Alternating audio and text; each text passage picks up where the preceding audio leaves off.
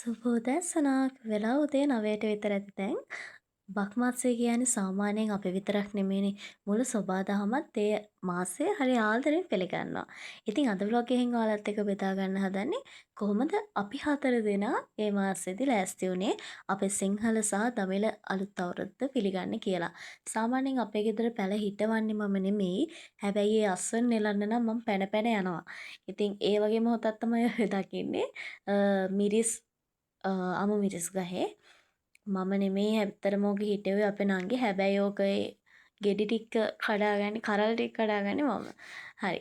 ඔය ඉතින් ඔයාලා දකින්නේ අපේ අම්මා අපි තුන් දෙනාටම එක වගේ ගවුම් මැහුවා. මේක අම්මා මැහුවේ නම් ෆස්ට් ටයිම්. හැබැයි අපි සාමාන්‍යයෙන් ඒ කාලේ ඉඳන් කියන්නේ අපි චූටි කාලේ ඉඳන් මතක ඇති කාලේ ඉඳන් අපි තුන් දෙනා එකම විදිහට තමයි ජනවාරි 1 වෙනිදාටත් අපේ සිංහල අවුරුද්දටත් අඳින්නේ. එකම චීත්ත ගවම තමයි. ඒ කියන්නේ එක වගේ චීත්ත ගවම අහලා. ඒ අතරේ තේකක්කුත් හදාගෙන අම්මටත් දීලා අපිට හම්බුණා ওই රාමදාන් වලට මට මගේ යාළුවෙක් දුන්නේ ඩේට් කේක් එකක්. ඒක හරිම රසයි මාරම රසයි. කවුද කියලා කියන්නේ නැහැ දුන්නේ. කියන්න හොඳ නැති හින්දා. ඒකත් කාලා ඉතින් අපි ප්ලේන් ටිකක් බීලා අපේ අම්මා ඉතුරු වැඩ ටික ඔන්නෝම පටන් ගත්තා. මං හිතන්නේ මේ ඇවිල්ලා අප්‍රේල් 5 වෙනි ඉරිදා. අපි සාමාන්‍යයෙන් මං කිව්වනේ අපි අප්‍රේල් මාසෙට වැඩ ටික ප්ලෑන් කරගන්නවා කියලා. කලින් බ්ලොග් එකේ මං දැම්මා ඒ කොහොමද වෙන්නේ කියලා. අන්නේ පොතේ තියෙන පිළිවෙලට අපි වැඩ ටික බෙදාගත්ත විදිහට ඔන්න ඔය විදිහට වැඩ ටික පටන් ගත්තා. වැඩ ටික පටන් ගත්තා කියන්නේ ඉතින් කාලයක් මෙන්න මේ එක වගේ ඇඳුම් ඇඳිල්ල චුට්ටක් අපේට මිස් වෙලා තිබ්බා. මං හිතන්නේ අවුරුදු 3ක් 4ක් 5ක් වගේ අපි එහෙම ඇඳේ නැහැ. හැබැයි ඉතින් ඔන්න මේ අවුරුද්දේ ඉඳන් ආයෙ පටන් ගත්තා. ආයෙ චූටි කාලෙට ගියා. මං හිතන්නේ තව කාමර දෙකක් වගේ සුද්ධ කරන්න තිබ්බා එදා හවස පොතේ හැටියට. ඉතින් ඔය හචින් ගිහිල්ලා පණ ගිහින් ඉන්නේ පාන් කියා ගන්නවත් බැරුව මුඛ වාඩම් ඔක්කොම දාගෙන ඉතින් ඔය සුද්ධ කරන ඉවර කරන්නත් එපේ. ලංකාවේ ලොකුම විලාසිතා මන්දිරය ඕපන් කරා අපේ ගෙදරට එහා පැත්තේ දැන් ටික දවසකට කලින්. කට්ටිය හිතන්න පුළුවන් ඇයි ඒට ගිහිල්ලා ආයෙ මෙහෙට ආවේ කියලා. මොනවා කරන්න ඉතින් වැඩ කොච්චර වුණත් Tamanට උරුතැන්ට නොගිහින් බෑනේ යන්නේ. ඉතින් ගියා. ගියයින් පස්සේ මං අර ඉස්සලා අතින් අල්ලපු ක්‍රොප් ටොප් එක තිබ්බන්නේ ඒක තමයි මට ඉස්සලාම ඇහැට වැදුනේ. ගිහිලා ඒකත් අරගෙන ඉතුරු ඇඳුම් ටික පස්සේ පෙන්නන්නම් මං ඒවා වීඩියෝස් ගත්තේ නැහැ.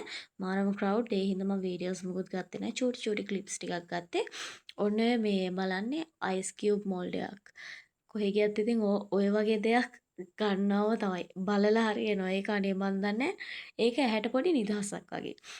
මේ තියෙන්නේ අප්‍රේල් 11 වෙනිදා. ඒ කියන්නේ මං හිතන්නේ මට මතක විදිහට සෙනසුරාදා. අප්‍රේල් 11 සෙනසුරාදා අම්මා පටන් ගත්තා කැවිලි ටික හදන්න. ඔය හදන්නේ අම්මා කොකිස්. මුල්ම ප්ලෑන් එක තිබ්බේ ලොකුවට කැවිලි ಜಾති මුකුත් හදන්නේ නැහැ කියලා. හැබැයි ටික දවසක් යන්න යන ප්ලෑන් එක වෙනස් වුණා. ඊට පස්සේ අපිට ගන්න ඕන බඩු ටික චුට්ටක් එහෙම වුණා. හැබැයි ඉතින් කොහොම හරි වැඩ ටික බැලන්ස් කරගත්තා. මෙන්න මේ ලෑස්ති වෙන්නේ මං හිතන්නේ කොණ්ඩේ කැවුම් හදන්න. අර කිව්වත් වගේ කොණ්ඩේ කැවුම් නම් හදන්න හිටියේ නැහැ. හැබැයි අම්මා කිව්වා කැවිලි මේස චුට්ටක් පාළුයි වගේ. ඒ හින්දා කොණ්ඩේ කැවුම් චුට්ටකුත් හදලා දාමු කියලා. මං හිතන්නේ ලොකු ප්‍රමාණයක් හැදුවේ නැහැ.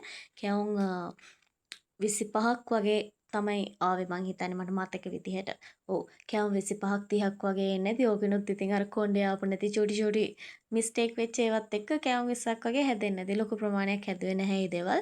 අනික කොණ්ඩේ කැවුම් හදන එක චුට්ටක් ටිකක් වෙලා යන වැඩක්නේ.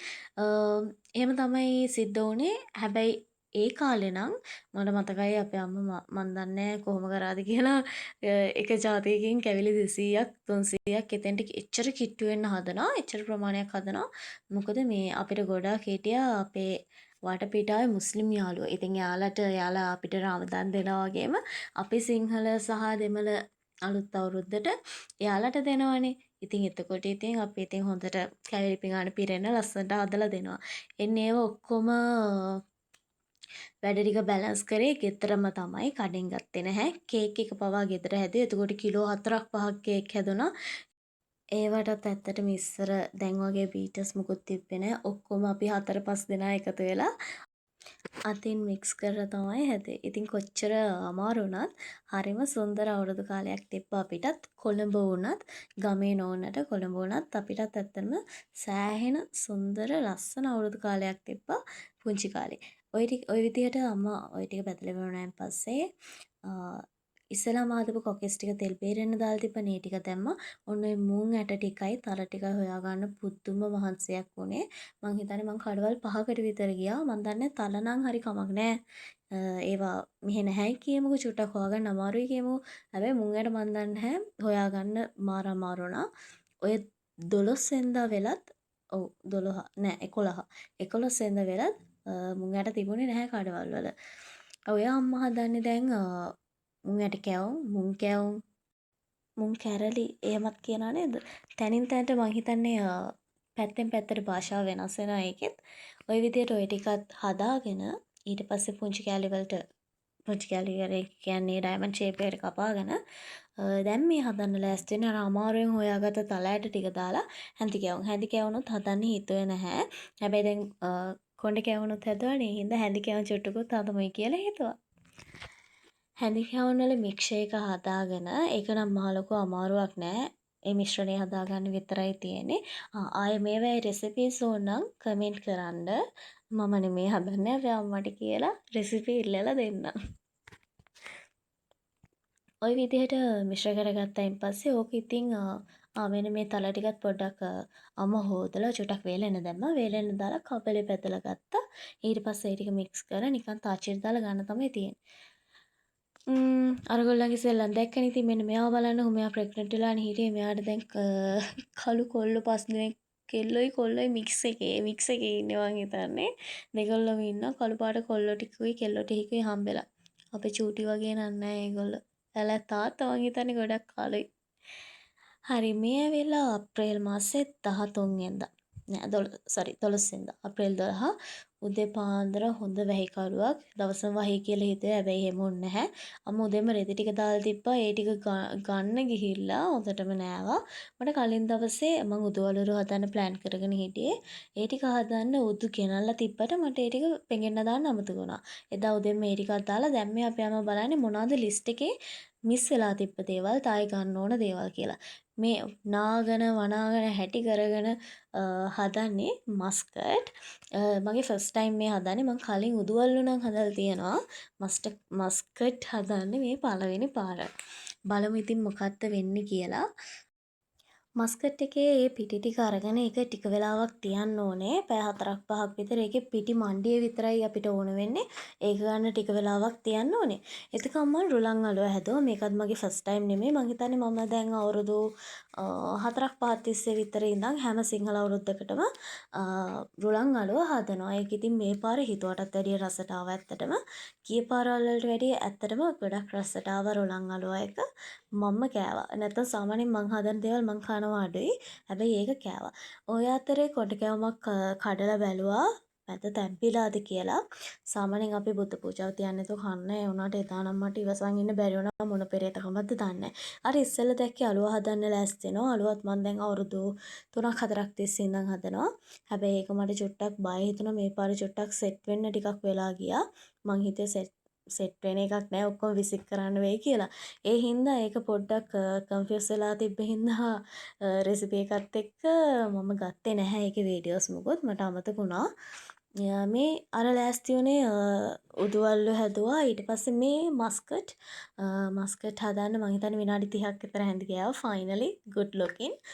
හරිම සතුටුයි මේක දැක්කම. අර තුනටත් වැඩිය මේක දැක්කම මට හරිම සතුටුයි.